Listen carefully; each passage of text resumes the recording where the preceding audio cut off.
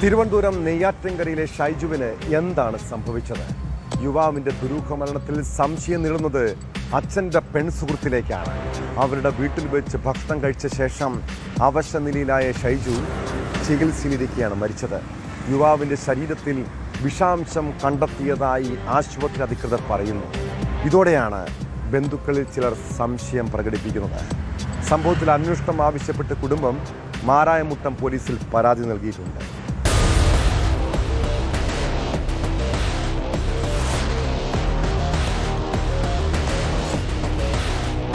ഭാര്യയുടെ മരണത്തെ തുടർന്ന് ഷൈജുവിന്റെ അച്ഛൻ ഷാജി കീഴാറ്റൂർ സ്വദേശിനിയായ ഒരു യുവതിക്കൊപ്പമായിരുന്നു താമസം.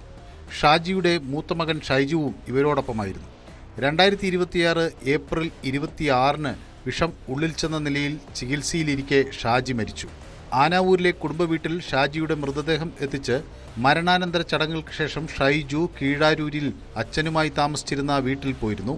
എന്നാൽ കഴിഞ്ഞ 19 ആനാവൂരിലെ പിതൃസഹോദരന്റെ വീട്ടിലെത്തിയ ഷൈജു താൻ അവശനാണെന്നും കീഴാരൂരിലെ വീട്ടിൽ നിന്ന് ലഭിച്ച ആഹാരം കഴിച്ചതിന് ശേഷമാണ് ഇത്തരത്തിൽ പ്രശ്നമെന്നും പറഞ്ഞു.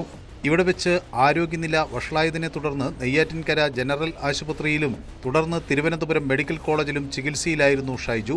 മെഡിക്കൽ കോളേജിൽ വെച്ച് മരണത്തിന് കീഴടങ്ങിയ ഷൈജുവിന്റെ ശരീരത്തിൽ വിഷാംശം കണ്ടെത്തിയിരുന്നു. ഈ വിവരം ആശുപത്രി അധികൃതർ മാരായമുട്ടം പോലീസിൽ അറിയിച്ചതോടുകൂടിയാണ് ബന്ധുക്കളിൽ സംശയം ഉടലെടുത്തത്.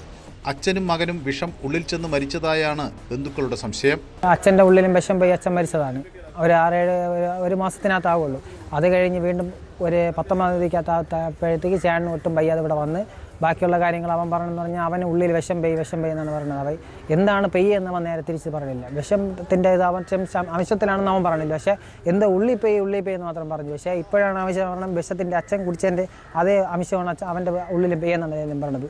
അപ്പോൾ അതിൻ്റെ പേരും പറഞ്ഞ് നമുക്കിപ്പം എൻ്റെ അച്ഛൻ മരിച്ചതുപോലെ അവനും മരിച്ചപ്പം ഒരു വിഷമത്തിൻ്റെ ഇതുകൊണ്ട് ഞാൻ പറയുന്നത് സാറേ ഇത് കേസായിട്ട് എടുക്കണം, കേസായിട്ട് എടുത്തത് എന്നതാണ് അന്വേഷിച്ചത് എന്തിനാണെന്ന് തെളിവ് കണ്ടുപിടിക്കുന്നത് സാറേ. അതേസമയം അസ്വാഭാവിക മരണത്തിന് കേസെടുത്തിട്ടുണ്ടെന്നും പോസ്റ്റ്മോർട്ടം റിപ്പോർട്ടുകൾ ലഭിക്കുന്ന മുറയ്ക്ക് അന്വേഷണം നടത്തുമെന്നും മാരായമുട്ടം പോലീസ് വ്യക്തമാക്കി.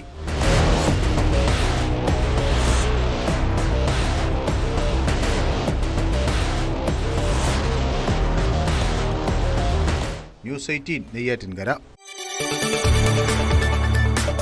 കൂടുതൽ വാർത്തകൾക്ക് news 18 Keralam YouTube channel subscribe ചെയ്യുക.